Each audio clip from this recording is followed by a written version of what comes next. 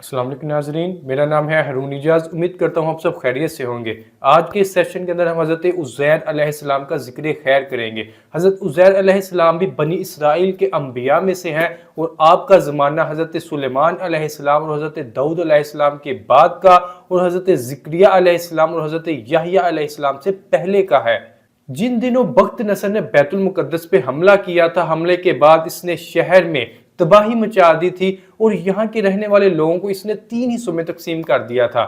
ایک حصے کو اس نے مکمل طور پہ قتل کر دیا تھا، دوسرے حصے کو اس نے بیت المقدس کے ارد گرد مختلف علاقوں کے اندر بکھیر کے آباد کر دیا تھا، اور تیسرے حصے کو اس نے قیدی بنا لیا تھا اور قیدی بنانے کے بعد اس کو اپنے ساتھ لے گیا تھا۔ حضرت عزیر علیہ السلام بھی انہی قیدیوں کے اندر تھے۔ حضرت عزیر علیہ السلام کچھ عرصہ بخت نصر کی قید میں رہے اور کچھ عرصہ بعد آپ رہا ہو گئے۔ رہا ہونے کے بعد آپ بیت المقدس واپس آئے۔ آپ نے یہاں آ کے یہ مشاہدہ کیا کہ مکانات کو مکمل طور پہ تباہ کر دیا گیا ہے اور یہاں پہ کوئی بھی زندہ چیز نہیں بچی۔ حضرت عزیر علیہ السلام کے پاس ایک پیالہ تھا جس کے اندر انگور کا رس تھا، اور آپ کے پاس ایک برتن میں کھجوریں تھی۔ حضرت عزیر علیہ السلام کے پاس ایک سواری گدھا بھی تھی۔ حضرت عزیر علیہ السلام نے بیت المقدس میں جب ان گری ہوئی عمارتوں کو دیکھا اور دیکھا کہ کوئی بھی زندہ نہیں بچا، تو آپ نے خیال کیا کہ اللہ تعالیٰ ان کو ان کی موت کے بعد کیسے زندہ کرے گا۔ اس کے بعد حضرت عزیر علیہ السلام ایک جگہ پہ رکے تاکہ آرام کیا جا سکے۔ آپ نے اپنی سواری کو باندھا اور خود آرام کرنے لگے۔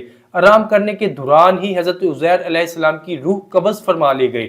جب حضرت عزیر علیہ السلام کی روح قبض فرما لی گئی تو اس دوران آپ علیہ السلام کا گدھا بھی مر گیا۔ ناظرین، یہ واقعہ صبح کے وقت پیش آیا جب آپ علیہ السلام کی روح قبض فرما لی گئی، تو اس کے 70 سال بعد اللہ تعالیٰ نے فارس کے بادشاہوں میں سے ایک بادشاہ کو بیت المقدس کی طرف بھیجا اور اس بادشاہ کو غلبہ عطا فرمایا۔ اس نے یہاں پہ موجود بخت نصر کی فوجوں کو شکست دی اور اس شہر کو دوبارہ سے آباد کیا۔ یہاں پہ جو عمارتیں تباہ کر دی گئی تھی ان کو دوبارہ سے اس نے تعمیر کیا اور بنی اسرائیل کی قوم کو دوبارہ یہاں پہ لا کے آباد کیا۔ ناظرین، اس پورے عرصے کے دوران اللہ تعالیٰ نے حضرت عزیر علیہ السلام کو پوری دنیا والوں کی نظر سے پوشیدہ رکھا، اور آپ کی وفات کو جب 100 سال گزر گئے تو اللہ تعالیٰ نے آپ علیہ السلام کو دوبارہ پھر زندہ کیا۔ سب سے پہلے آپ کی آنکھوں میں جان آئی۔ حضرت عزیر علیہ السلام کی آنکھوں نے خود باقی جسم کے اندر جان آتے ہوئے دیکھا۔ جب حضرت عزیر علیہ السلام کا مکمل جسم زندہ کر دیا گیا تو یہ وقت تھا غروب آفتاب کا، یعنی یہ واقعہ غروب آفتاب کے وقت ہوا جب حضرت عزیر علیہ السلام کے مکمل جسم کو زندہ کر دیا گیا۔ تو اللہ تعالیٰ نے حضرت عزیر علیہ السلام سے پوچھا کہ اے عزیر، تم یہاں پر کتنی دیر رہے ہو؟ تو حضرت عزیر علیہ السلام نے جواب دیا، 1 دن یا اس سے بھی کچھ کم۔ اللہ تعالیٰ نے جواب دیا، نہیں، بلکہ تو یہاں 100 سال ٹھہرا ہے۔